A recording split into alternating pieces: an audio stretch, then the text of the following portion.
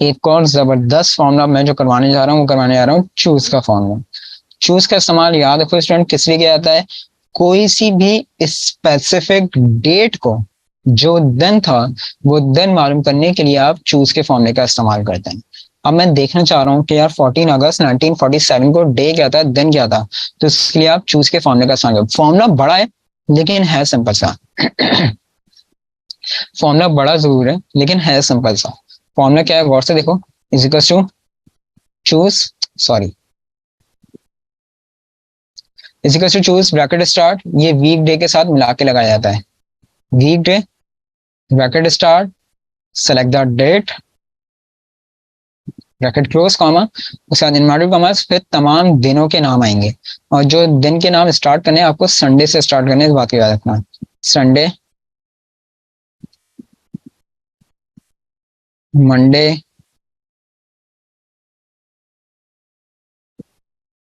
Tuesday,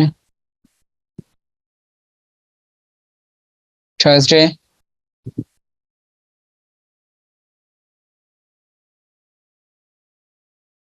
एक minute,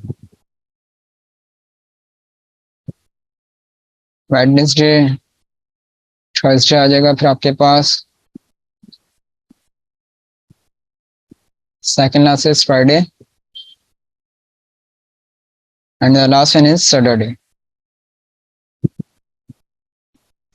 invert cons close, और वो जो फिर चूज का ब्रैकेट स्टार्ट हुआ था सो क्लोज करोगे, देन एंटर।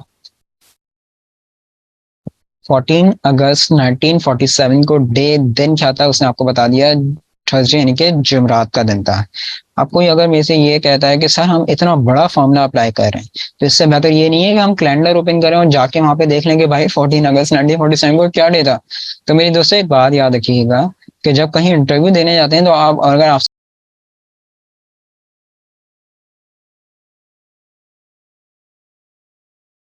सवाल कर लिया जाता है तो आप हम उनको ये नहीं कह सकते कि सर मैं कैलेंडर देख के बता देता हूँ आपको। वो फिर आपको क्या जवाब देंगे आपको ज्यादा बेहतर अंदाजा लगा सकते हैं, सही है। तो जब बात आ जाए फॉर्मुला बेस्ड वर्किंग की तो फिर फॉर्मुला ही अप्लाई करना होता है, सही है ना। तो चूज का फॉर्मुला याद रखो किसके लिए इस्तेमाल किया जाता है? कोई सी भी स्पेसिफिक डेट को जो दिन था वो दिन मालूम करने के लिए आप चूज के फॉर्मुले का इस्तेमाल करते हैं। फॉर्मुला क्या है गौर से देखो, is equal to choose bracket start weekday, bracket start select the date, bracket close comma, उसके बाद तमाम दिनों के नाम आएंगे। एक बात याद रखिएगा, बेशक हमारा संडे ऑफ होता है लेकिन हमारा जो वीक स्टार्ट होता है वो संडे से स्टार्ट होता है और सैटरडे पे आके कंप्लीट होता है, इस बात को याद रखिएगा। अगर आप ये कहें कि नहीं सर हम तो स्टार्ट करेंगे मंडे से और इसको संडे पे आके कंप्लीट करेंगे, कोई ऐसा इशू नहीं है, आप अप्लाई कर लें। आप मंडे से स्टार्ट करें, सैटरडे पे आके आप इसको वाइंड अप करें, लेकिन फिर जो आंसर शो करेगा जैनब, फिर वो आंसर भी गलत शो करेगा, इस बात को याद रखना, सही है ना। वो आंसर गलत देगा, फिर एक्यूरेट आंसर आपके पास नहीं लिखा आएगा क्योंकि आपने सीक्वेंस वो नहीं लिखी जो फॉर्मूले की यानी कि जो हमारी वीक की सीक्वेंस होती है, राइट। तो याद रखना कि हमें जो स्टार्ट करना है वो संडे से जाके स्टार्ट करना है और सैटरडे पे आके कंप्लीट करना है। हाँ, अगर फॉर्मूला बड़ा लग रहा है तो ये जरूर कर सकते हो कि इसको शॉर्ट में लिख दो, SUN कर दो, MON कर दो, TUE कर दो, लेकिन फिर जो वो आंसर लेकर आएगा वो आंसर भी शॉर्ट में देगा, यानी कि फिर पूरा थर्सडे नहीं आएगा, फिर यहाँ पे THU लिखा हुआ आ रहा होगा। आ गया समझ में, क्लियर है। तो चूज का फॉर्मूला किसके लिए इस्तेमाल किया जाता है?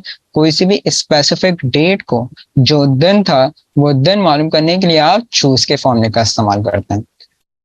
नेक्स्ट एक और जबरदस्त फॉर्मूला जो मैं अप्लाई करवाने जा रहा हूँ वो है आपके पास इनडायरेक्ट का फॉर्मूला। देखो मैंने कहा था कोशिश करूंगा कि जब तक मेरी क्लासेस में कुछ ऐसी चीजें भी आप लोगों के साथ शेयर करूं जो इंटरव्यू पर्पस में पूछी जाती हैं या पूछी गई थी। ऊपर कुछ फॉर्मुलास मैंने भी बताए तुम लोग को, जिसमें कॉलम का फॉर्मूला बताया मैंने, एग्जैक्ट का फॉर्मूला बताया मैंने, इसी तरह से इनडायरेक्ट का फॉर्मूला भी है। ये भी इंटरव्यू पर्पस में पूछा गया था और बड़ा ही जबरदस्त फॉर्मूला है ये।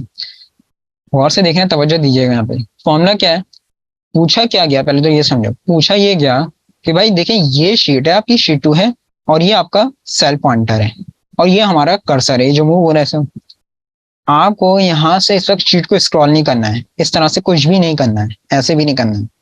आप सिर्फ और सिर्फ हमें काम करें, यहीं पे रहते हुए आप हमें ये बताएं कि हमने इस शीट के सेल नंबर A5 पे क्या लिखा हुआ है वो पता करके हमें बता दें कि ये जो शीट 2 है ना, इस शीट 2 के सेल नंबर A5 पे क्या लिखा है वो हमें जरा पता करके बताएं।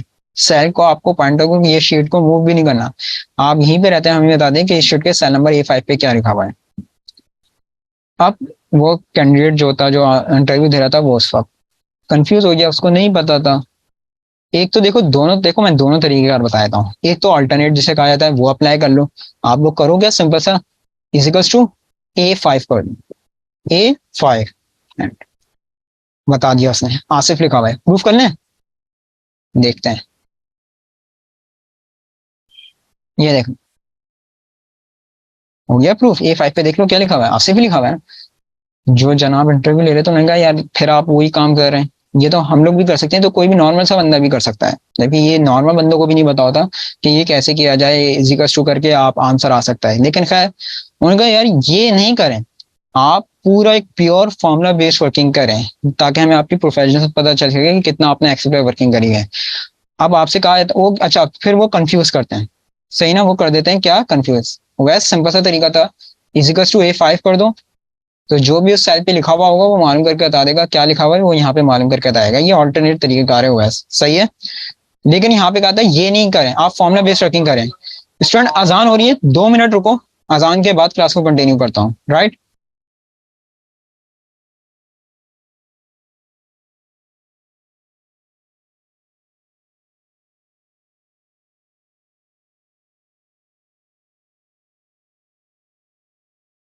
अच्छा स्टूडेंट कंटिन्यू करते हैं क्लास को। तो वो तो था ऑल्टरनेट तरीके का, उन्होंने कहा वो नहीं करना यार, एक प्रोफेशन बेस्ड आप फॉर्मुला बेस्ड वर्किंग हमें करके बताएं, कि आप ये बताएं कि इस शीट के सेल नंबर A5 पे क्या लिखा हुआ है। अच्छा उन्होंने कहा चले ये छोड़ें, वो सामने जो कैंडिडेट था उसको और कंफ्यूज करते हैं।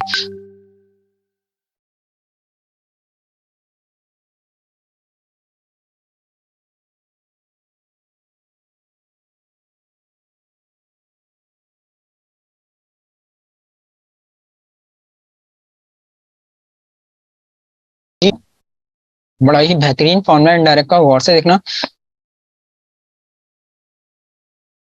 कि उन्होंने और कंफ्यूज करा सामने वाले कैंडिडेट को। उन्होंने कहा अच्छा ये छोड़ें, एक काम करें कि ये जो शीट 3 आ रही है ना आपके पास में, शीट 3 के सेल नंबर G2 पे क्या लिखा हुआ है वो मालूम करके बताएं।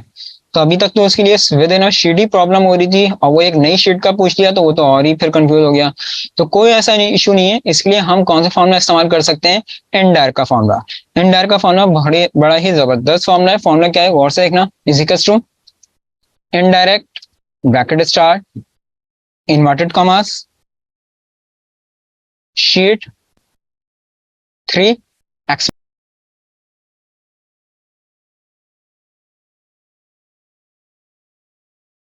साइन। ये साइन कहाँ से आता है, जो 1 2 3 4 लिखा होता है ना, तो शिफ्ट दबा के 1 प्रेस करोगे तो ये साइन आ जाएगा, शीट 3 एक्सक्लेमेटरी साइन। और सेल नंबर कौन सा कह रहे थे, G2। मैंने यहाँ पे आके लिख दिया G2 inverted commas close bracket close then enter. कह रहे हैं अब देखो मैं कहीं नहीं गया, मैंने कर्सर को ना इधर से उधर कुछ भी मूव नहीं करा, मैंने यहीं पे रहते हुए ये पता कर लिया कि शीट 3 के सेल नंबर G2 पे क्या लिखा हुआ है, 343 लिखा हुआ है। देख लें हम जरा जाके, ये देख लो शीट 3, ये देखो सेल नंबर G2 पे क्या लिखा हुआ है, जबरदस्त चीज। और सेम शीट का अगर कहते हैं तो वो भी मालूम कर लेते हैं फॉर्मुला बेस्ड वर्किंग के जरिए। शीट 2 कह रहे थे, और सेल कौन सा कह रहे थे, A5 कह रहे थे ना, शीट 2 और cell number A5, inverted commas close bracket close enter. ये देख लो आंसर, हमने इनको फॉर्मूला बेस्ड वर्किंग के जरिए पूरा ये प्रूफ दे दिया।